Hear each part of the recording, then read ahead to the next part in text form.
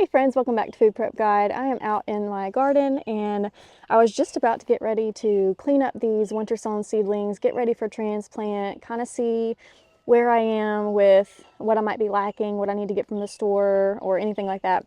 And it hit me that while I have done videos on how to prep your winter sowing milk jugs, and I have mentioned winter sowing many times just throughout a bunch of different videos, I have never shown you the results of winter sowing. And I think that's really important because I know when I was trying to decide if it was something that I wanted to try, I was very bent on seeing the results before trying it myself. I wanted to see the proof that it works, because it is a little strange to put tomato seedlings outside in freezing cold temperatures in January. It doesn't seem like it should work.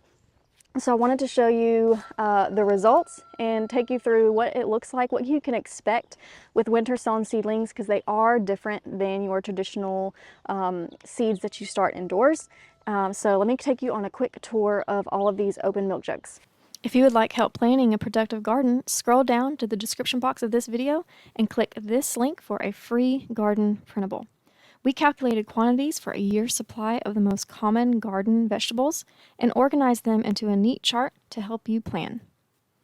We'll send it straight to your inbox.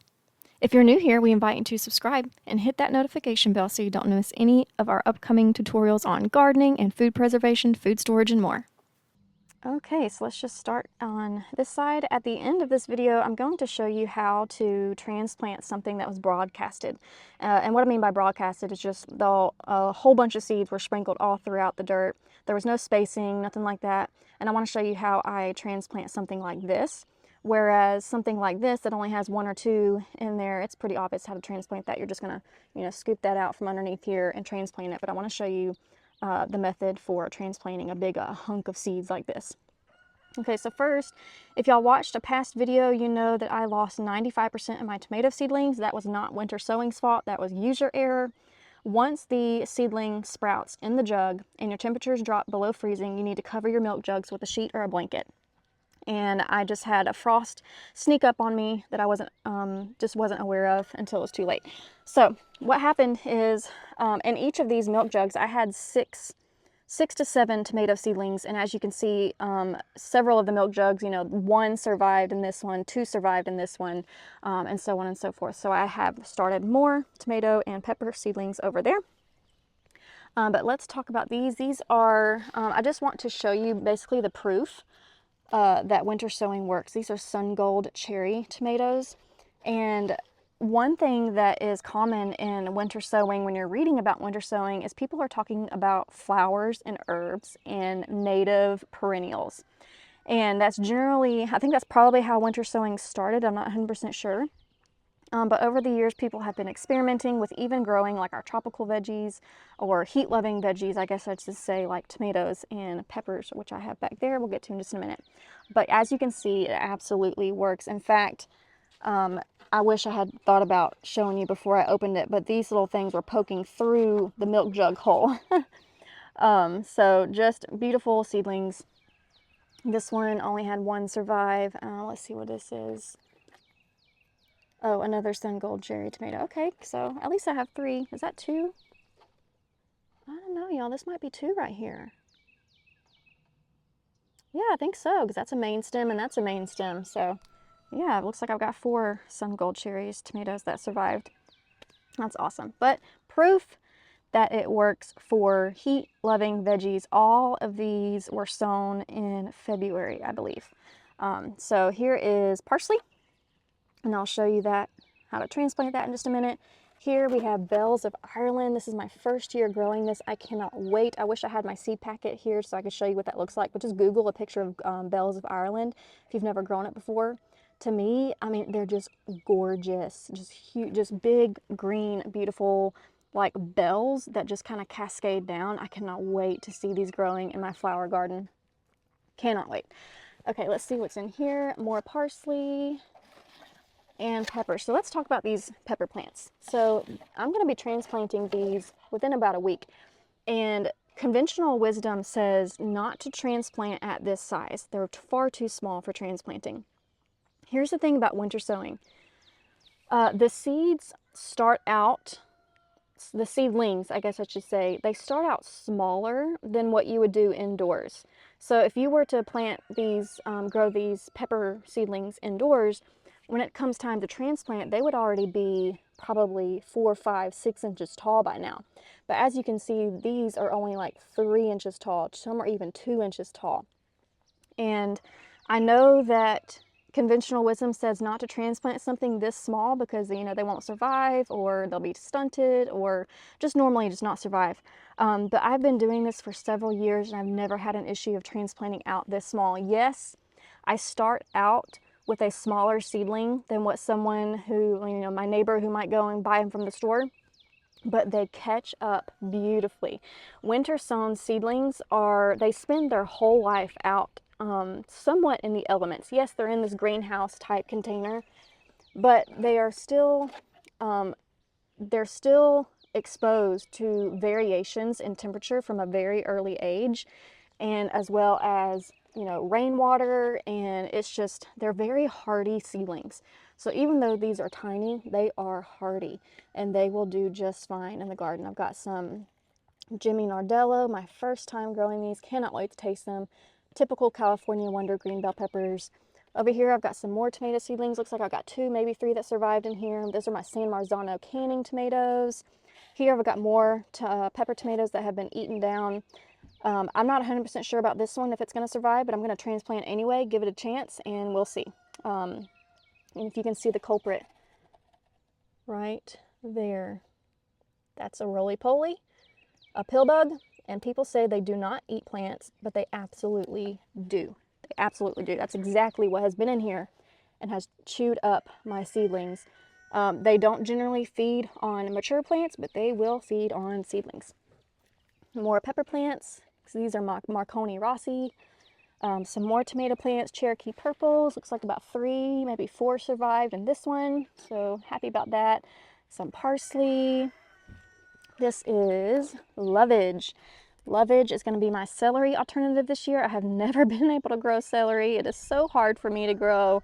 So I'm giving up on it and switching to lovage. Lovage is an herb that grows very easily and it tastes like celery. More tomatoes, 2 survived in this one. So San Marzano, more canning type tomatoes. Here's some more tomatoes. Big beef. Looks like I got, hey, looks like I got about 4 that survived in this one, so that's fantastic. I only planted 7, I think, so I only lost 3 in that jug. That's awesome. Here we have some Brandy Boy tomatoes. Now, there's a bunch of weeds in this. This because I ran out of potting soil for my seedlings when I was getting them started, and so I reused some that had been sitting outside over the winter that had some weed seeds in them. So this right here, I think, is the only Brandy Boy tomato in there. I think that's the only one. But I didn't want to pull the weeds out because I'm new to growing anything in the Brandywine family, and Brandywine tomato leaves look different than regular tomato leaves. So for instance, here's a typical tomato. You can see how these leaves look. Now look how these leaves look. Totally different, even though they're both tomatoes. Regular tomato, Brandy Boy tomato, and anything in the Brandywine is going to look different like this. And so since I'm not super familiar with this leaf style, I didn't want to pull any weeds until I was able to research that and be totally sure. But they do still have the fuzzy stems that is typical with tomatoes, and none of these others have fuzzy stems, so I'm pretty sure most of these are weeds, except for this one right here, one lone survivor. Okay, more peppers, Jimmy Nardello. Those are looking a lot better than the other ones, so I'm glad to have at least some that have a 3rd set of true leaves on them. And let's see what's in here. Parsley, more parsley. I grew a lot of parsley. Okay, so these are the ones that I have that I started indoors after I lost a lot of those. And I lost a lot. I had a lot more jugs that none of them survived, and I just threw those out. So I had probably, you can see how many jugs here. I had probably 7 or 8 more jugs than this, and they just all didn't survive with tomatoes and peppers in them. So that's what these are. We're going to replace those. I'm going to let them grow outside in these cups for probably 2 more weeks. Again, ideally, these are way too small for transplanting, but I'm going to do it anyway. I've done this before in the past, and you know, it is what it is. We got to do what we got to do. and they mostly survive, have like a 90% success rate with transplanting at this stage. Some of them do die, they're just too small, but as long as they get a first true pair of leaves on them, which, let me see, here, okay.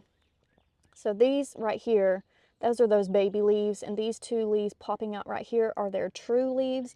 So I would like to get a second set of true leaves on all of these tomato seedlings before transplanting them. So let me set you up on the pole here and show you how I will prepare to transplant something that is sown like this, something that is not so obvious as to how to transplant it. So let me get that for you in just a second.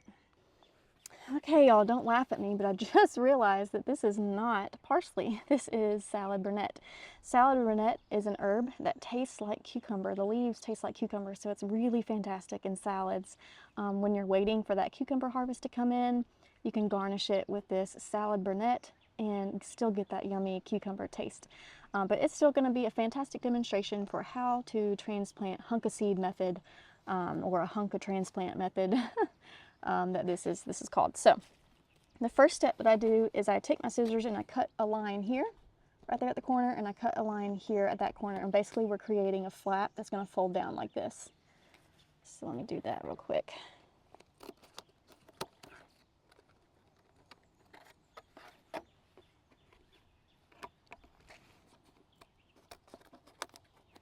I think I'm going to put these in my green stock. I was just thinking, you know, I'm getting these out right now for this video, so I really need to transplant and put these somewhere, and I don't have any more planned, but I have some free pockets available in my green stock, so I think I'll do that.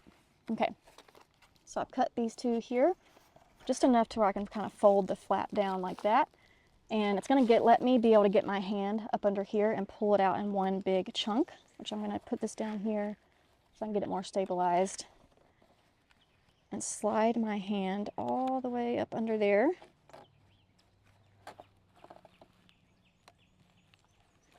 Pull it out.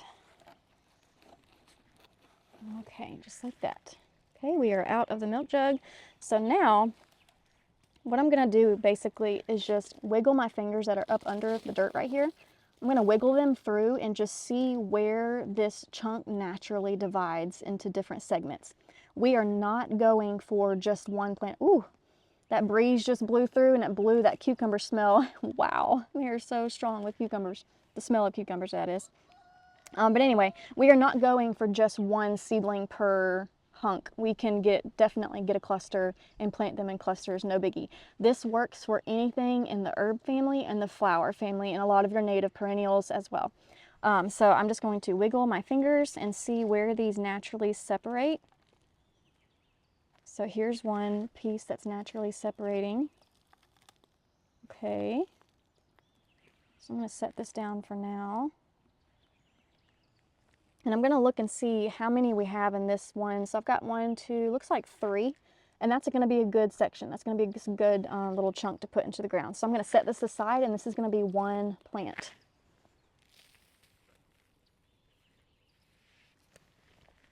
So now I'm going to pick up this leftover bits and just start doing the same thing, kind of wiggling my fingers through the roots very gently trying to push apart, not pull apart, just very gently wiggling my fingers through there. Hi, kitty cat. Don't knock over my camera, please. And just gently pulling it apart. I see some weeds in here. This right here is a weed. I'm going to go ahead and get that out. And there's a weed. Okay, so it looks like I've got 3 or 4 plants in this one, so that's going to be a chunk right there. And I think I'm just going to try to divide these two right straight down the middle, because that's kind of seems where it's naturally dividing. Wiggling my fingers, very gently pulling apart, wiggle, wiggle, wiggle, till it eventually comes apart. Okay, so we've got one here, one here. So I've got 4 little hunks of salad burnet that will go into the green stock. And yeah, so I will do that with all of the parsley back here. I have already transplanted a lot of my flowers, so I use this method as well with just transplanting them into different hunks, different chunks. so that works well. When you are transplanting something like a tomato that is not, it's like singular, where you can really get one isolated from all the rest of the broadcasted seedlings, it's a whole lot easier. You're just going to scoop your hand in. I don't want to do this right now because I'm not ready to transplant tomatoes, but you're just going to scoop your hand in up under that soil and pick it up from the bottom. You don't want to, hold the stem and pull it up this way. You don't even want to hold it down here and pull it up that way. You just want to disturb the roots as little as possible. So you're just going to stick your hand under, scoop all the way up under there, and bring that whole tomato seedling out with a good chunk of dirt still attached to it. Okay, y'all, I hope that was helpful to you. I'm excited to get all these transplants in the ground, and I don't know, 2024 season's off to a good start. Okay, y'all, we'll see you next time. Bye.